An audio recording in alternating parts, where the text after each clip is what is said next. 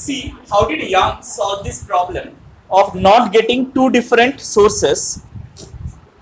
What he did, he splitted one source into two. कैसे? Once यहाँ पर एक सोर्स लिया एंड यहाँ पर एक स्क्रीन लेके उन्होंने दो स्लिट बना दिया यहाँ। So क्या हुआ? देखो ये सोर्स है ना, तो ऑब्वियसली ये वेव फ्रंट क्रिएट करेगा और एक वेव फ्रंट रहेगा जो ऐसे पास करेगा और उसके ऊपर दो पॉइंट्स हम लोग अगर लेंगे, दो स्लिट बना देंगे, तो क्या बोला था? ह्यूजेंस क्या बोला था? राइट। यहाँ पर से नया वेव फ्रंट बनेगा और यहाँ पर से भी, and they will obviously interfere amongst each other. Now since they are being produced by the same source of light, of course उन लोगों का क्या सेम होना पड़ेगा? फ्रीक्वेंसी, वेवलेंथ, सारा कैरेक्टरिस्टिक्स सेम होना पड़ेगा। Is that clear? अब इसके बाद इंटरफेरेंस देखने के लिए हम लोग और एक स्क्रीन लगाते हैं।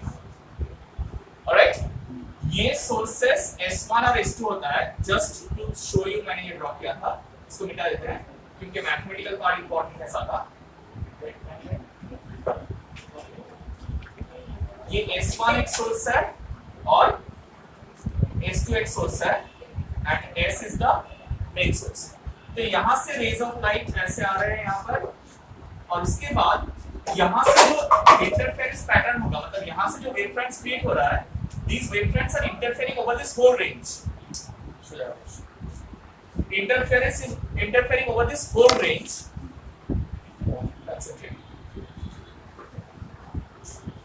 And ये पूरा रेंज में डार्क और ब्लैक लाइंस, डार्क और व्हाइट लाइंस बने, ठीक है? जो हम लोग अभी भी डिस्कस किए interference pattern.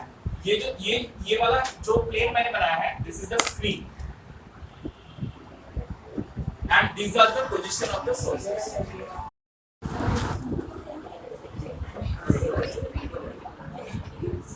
Well, now Young's double slit experiment में क्या हुआ? एक सोर्स लिया गया और उसमें से दो रेस दो पॉइंट में आया और यहाँ पर हम लोग एक स्क्रीन से सारा रेस ब्लॉक कर दिया, सिर्फ दो पॉइंट सोर्स छोड़ दी। तो उससे क्या हुआ? यहाँ से according to Huygens principle to different sources of light बना and these two sources of light will interfere amongst each other creating a interference pattern on this screen। ठीक है? अब ये जो स्लिट्स है और ये जो स्क्रीन है, मान लो इन दोनों के बीच में डिस्टेंस d। अब हम लोग को एक कंडीशन चाहिए कि कैसे पता होगा कौन सा लोकेशन में, कैसे पता होगा कौन सा लोकेशन में हम लोगों को कंस्ट्रक्टिव हो, यहाँ है कंस्ट्रक्टिव इंटरफेरेंस हो रहा है और कहां पर डिस्ट्रक्टिव। लेकिन विथ रिस्पेक्ट टू व्हाट? ये जो कंस्ट्रक्टिव और डिस्ट्रक्टिव इंटरफेरेंस बनेंगे, these are some particular positions. ये स्क्रीन के ऊपर कुछ पर्टिकुलर पोजीशन में डार्क बैंड बनेगा, कुछ पर्टिकुलर पोजीशन में व्हाइट। हम लोगों को कैसे पता चलेगा कि कौन सा पर्टिकुलर पोजीशन में डार्क और व्हाइट बैंड बनेगा? ऑब्वियसली वो एक पर्टिकुलर पोजीशन के रिस्पेक्ट में करना पड़ेगा। जैसे हम लोग एक कोऑर्डिनेट सिस्टम में कोई भी पॉइंट को लोकेट करते हैं, वो किसके रिस्पेक्ट में लोकेट करते हैं? ओरिजिन के रिस्पेक्ट में, right? Origin is a fix point जिसके रिस्पेक्ट में हम लोग कोई भी दूसरा पॉइंट को लोकेट करते हैं, राइट? तो यहाँ पर हम लोग का ओरिजिन होगा एग्जैक्टली इसका मिड पॉइंट। S1 और S2 का इससे कितना ऊपर या इससे कितना नीचे कंस्ट्रक्टिव होगा या वो कंडीशन हम लोग को निकालना है। समझ में आया क्या बोल रहे हैं? मान लो हम लोग यहाँ पर एक पॉइंट लेते हैं P, जहां पर S1 सोर्स से और S2 सोर्स से लाइट आके मीट कर रहा है। तो हम लोगों ने क्या कंडीशन पढ़ा है कि S1P is the path length of the first source and S2P is the path length of the। इन दोनों में पाथ डिफरेंस होगा, that should be integral multiple of lambda for constructive interference।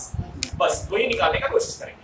अब किस किस के रिस्पेक्ट में नोन क्या क्या रहेगा तुम्हारे पास? ये S1 और S2 के बीच में जो डिस्टेंस है, इसको मान लो d है, स्मॉल d, और ये स्लिट और स्क्रीन के बीच में जो डिस्टेंस है capital D, right? So right this down, distance between, ये डायग्राम ड्रॉ करना, between two slits is d and distance between slits and screen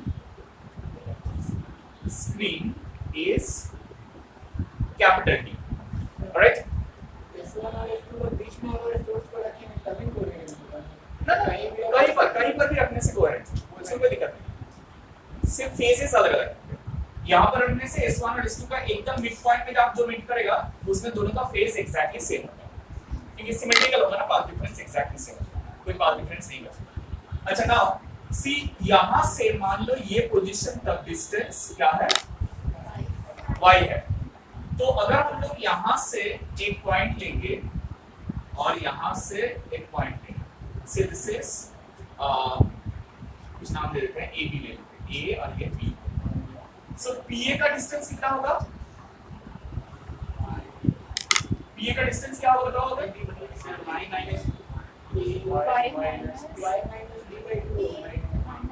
क्योंकि ये पूरा डी है ना, तो इतना लेंथ कितना हो जाएगा, ताले एक पूरा y बोले, एक पूरी length will be y minus clear.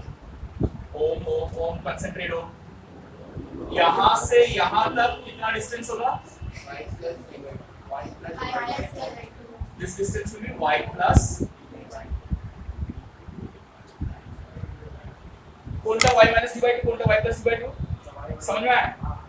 अब मुझे बताओ, हम लोग S2p minus S1p नहीं लिख सकते हैं, because S2p minus S1p path difference है, लेकिन वो डायरेक्टली निकाल नहीं सकते हैं, लेकिन S2p square minus S1p square निकाल सकते हैं। बता सकते हो कितना है? S2p एक ट्रायंगल का हाइपोटेन्यूज है, दिख रहा है? S2p एक ट्रायंगल का हाइपोटेन्यूज है, कौन सा ट्रायंगल का? S2bp। तो हाइपोटेन्यूज कैसे निकाला जाता है? y plus d by 2 whole square plus d square, हाँ या ना? यहाँ से यहाँ तक का होल स्क्वायर प्लस यहाँ से यहाँ तक का होल स्क्वायर। Agreed everyone? और फिर दूसरा वाला क्या होगा, S2 S1p क्या होगा, माइनस ऑफ, जल्दी से बताओ, S1p होल स्क्वायर ना, हाँ y minus plus d square.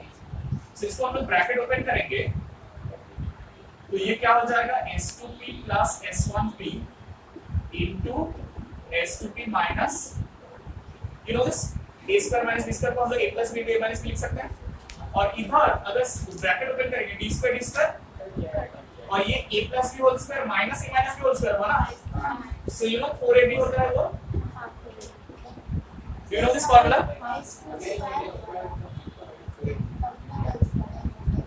अरे यार S2p एक लाइन है ना, ये पूरा चीज का होल स्क्वायर एक लाइन है, एक लाइन, ठीक है, it is a single line. ऐसे वेरिएबल्स नहीं है, s और p अलग अलग वेरिएबल्स नहीं है, मल्टीप्लाइड नहीं है, ठीक है, एक लाइन। अच्छा तो ये 2 और ये 2 कट, क्या ये वाला? अरे यार a plus b whole square minus a minus b whole square equal to 4a। क्या क्या क्या क्या ये एक कौन से रिलेशन करनी है, shortcut clear electric field into dipole, dipole में जब इलेक्ट्रिक फील्ड किए थे तब वहां पर भी हो गया, राइट ही बात। चलो कोई तो कुछ तो याद रखा है। अच्छा अब जल्दी से सुनो ध्यान से, ये सब लोगों को मिल गया ना। अब देखो ये S2p प्लस S1p, ठीक है, ये जो डिस्टेंस d लिखा है ना, ये मैंने बनाया है ऐसा, लेकिन एक्चुअली में ये डिस्टेंस बहुत ज्यादा होता है, और ये डिस्टेंस, हाँ मतलब small d is much less than, small d millimetres में होता है, कैपिटल D मीटर्स में होता है, तो एक्चुअली बहुत बड़ा होता है। अगर बहुत बड़ा है तो S2p और S1p are nearly equal in length to d, तो इसीलिए क्या कर रहे हैं हम लोग, देखो यहाँ से हम लोग S2p प्लस S1p को d प्लस d लिख रहे हैं, और इसको क्यों नहीं लिख रहे हैं, 0 हो जाता है, हाँ तो हम लोग का कोई काम ही नहीं आएगा ना, हम लोग को एक छोटा सा पाथ डिफरेंस ही चाहिए, तो इसलिए इसको छोड़ दे रहे हैं, इज इक्वल टू 2y, गलत लिखा मैंने कहीं पर, नहीं ना, तुम लोगों का वर्षा चल रहा है। S2p minus S1p will be equal to y cap small d by capital P. हाँ या ना? This is what? Right. This is path difference. अब तुम लोगों को मालूम है क्या कंडीशन है for constructive interference? Therefore, for constructive interference, path difference equal to क्या होता है? N lambda. ये था ना हम लोग? So for constructive interference, y d by d should be equal to. That means y should be equal to n lambda capital D by. So ये क्या निकाला हम लोगों ने? y is nothing but the position. y क्या है? is nothing but the इसका position, right, constructive interference का पोजीशन। सो ये फॉर्मूला डालने से हम लोगों को पता चल जाएगा एग्जैक्ट कौन सा लोकेशन में कंस्ट्रक्टिव इंटरफेरेंस होगा, कौन सा लोकेशन में वेयर n का वैल्यू क्या हो सकता है? n is any integer, ठीक है? n belongs to integer, मतलब 0 से स्टार्ट कर सकते हैं। 0 कहां पर हो जाएगा? So बीच में always constructive interference he, so at the center you will always see a bright line। फिर उसके बाद ऊपर चढ़ते जाएंगे तो डार्क ब्राइट होता जाएगा, और नीचे चढ़ते जाएंगे तब भी डार्क ब्राइट होता जाएगा, ठीक है? So therefore positions of bright bands are y equal to 0, y equal to lambda d by d, y equal to 2 lambda d by d and so on. Can you understand this? क्यों लिखा है ये?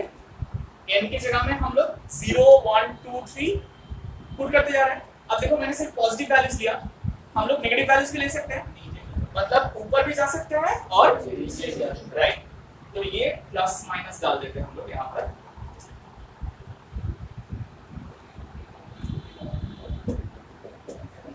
ठीक है, अब एक question है, दो कंसेक्यूटिव ब्राइट बैंड के बीच में क्या होना चाहिए? डार्क होना चाहिए, क्योंकि डार्क ब्राइट ऑल्टरनेट है ना। तो दो कंसेक्यूटिव ब्राइट बैंड के बीच में क्या होना चाहिए? डार्क बैंड होना चाहिए। तो अगर मैंने ये वाला y से ये वाला y सब्ट्रैक्ट कर दिया, मान लो ये y0 है, ये y1, ये y2 है ऐसे, तो अगर मैंने y2 माइनस y1 किया तो मुझे क्या मिलेगा? ना पोजीशन नहीं, लेंथ मतलब डिस्टेंस। मान लो यहाँ पर ब्राइट है, इसके बाद यहाँ पर डार्क है, फिर ब्राइट है, फिर डार्क। तो ये डार्क बैंड से सॉरी ब्राइट बैंड का सेंटर से यहाँ तक जो डिस्टेंस है, इसको हम लोग बोलते हैं डार्क बैंड का विड्थ। क्या बोलते हैं? देयरफॉर इसको FRING फ्रिंज विड्थ बोलते हैं। Fringe width of dark band is y2 minus y1। तो देखो y2 minus y1 करेंगे तब भी वो कितना आएगा? Right. So fringe width is given by lambda capital D by small d। That is the fringe। Dark band का भी वही बनेगा, व्हाइट बैंड का भी वही बनेगा। ये हम लोग कंस्ट्रक्टिव इंटरफेरेंस किया। अच्छा ये जल्दी से बना लो, फिर डिस्ट्रक्टिव इंटरफेरेंस करेंगे, जगह नहीं है मेरे पास। अच्छा ठीक है, इधर कर लेते हैं, इसको थोड़ा साफ कर देते हैं। ये D है, ये स्क्रीन है, और ये fringe width of dark band यहाँ बना देते हैं।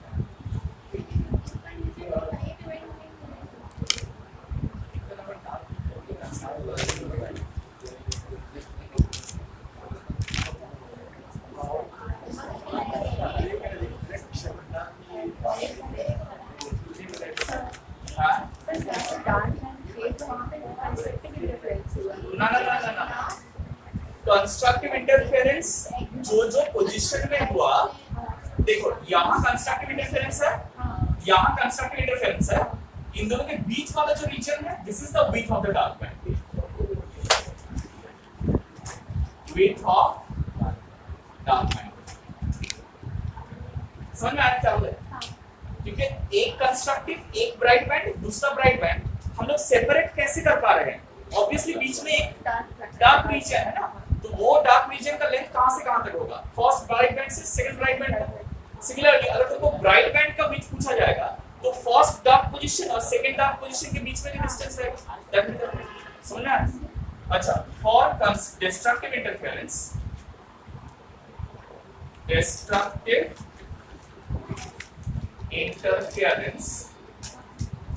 yd by d will be equal to n plus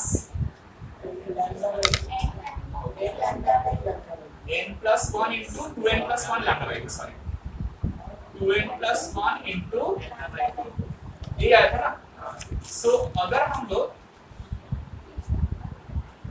अच्छा इसको एक काम कर दो, जहां पर पहले किए थे ना वहां पर भी 2n minus 1 कर दो एक बार। क्या फर्क ये पड़ेगा कि n का वैल्यू 1 से स्टार्ट कर पाएंगे, नहीं तो n का वैल्यू 0 से स्टार्ट करना पड़ेगा। n का वैल्यू 0 से स्टार्ट करना पड़ेगा, ठीक है? n का वैल्यू 1 से स्टार्ट कर पाएंगे। सो y equal to 2n minus 1 lambda by 2 into capital D by small d। ये आएगा, हाँ ना बताओ यार, ये आएगा। अब y1 क्या मिलेगा बताओ? n की जगह में क्या डालेंगे? y1 स्टेबल वाले कर दो बोर्ड, y1 निकाल रहे हैं, n की जगह में 1 डालेंगे, तो ये 2 minus 1 is 1, so it will be lambda d by। तो देखो फर्स्ट ब्राइट बैंड कहां मिला था? 0 में मिला था ना, मतलब सेंटर पे ब्राइट होगा। फिर सेकंड ब्राइट बैंड कहां मिला था? Lambda D by D. तो ये सेकंड लैम्डा, ये lambda D by D position है, लेकिन देखो फर्स्ट डार्क बैंड कहां मिल रहा है? ठीक उसका बीच में। समझ में आया? ये ब्राइट और डार्क एग्जैक्टली अल्टरनेट होगा। अब देखो y2 निकाल, कितना निकल रहा है जल्दी से, y2 निकालो। 2 4 minus 1। समझ में आया? यहाँ पर जो bright second first bright band है वो है 2 sorry lambda D by D, और उसका ठीक ऊपर होगा 3 लैम्डा डी बाई 2d। तो ऐसे उसके बाद 2 लैम्डा डी बाई डी में है, उसके बाद 5 लैम्डा डी बाई डी, ऐसा चलता है। समझ में आया? So these are what positions of, ये क्या निकाले हम लोग? Positions of dark bands। क्या bands?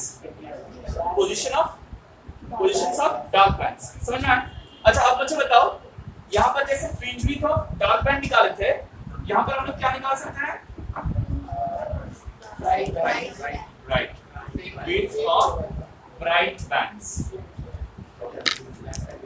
तो देखो y2 minus y1 करेंगे तो एग्जैक्टली सेम वैल्यू मिलेगा, 3 lambda d by 2d minus lambda d by, that is lambda d by। तो ब्राइट बैंड का फ्रिंज विड्थ जितना होता है डार्क बैंड का भी फ्रिंज विड्थ उतना होता है। मतलब मैथमेटिकली हम लोगों को जो निकला उसमें दिख रहा है कि क्या होना चाहिए? एग्जैक्ट जेब्रा क्रॉसिंग दिखना चाहिए। वहां पर जो स्क्रीन है, स्क्रीन में एग्जैक्ट जेब्रा क्रॉसिंग दिखना चाहिए। Clear? Is that clear to all of you? That will be all with interference, and that will be all for today.